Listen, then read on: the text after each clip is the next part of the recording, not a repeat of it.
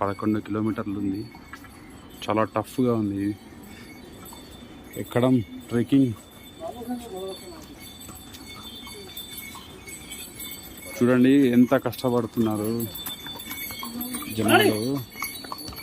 Night టైంలో 3-4 డిగ్రీస్లో ఇంత చల్లగా జర్కిన్ వేసుకొని, రెయిన్ కోట్ లోపల జర్కిన్ మళ్ళీ షర్ట్, ఈ విధంగా దర్శనం చేసుకున్న వాళ్ళు దిగుతున్నారు. చాలా చాలా కష్టం. కనీసం 8 నుంచి 10 గంటలు ఒక హెల్తీ పర్సన్ ఎక్కగలిగే సమయం. సో ఎవరైనా చార్ధామ్ యాత్రలు, కేదార్నాథ్ ట్రెక్కింగ్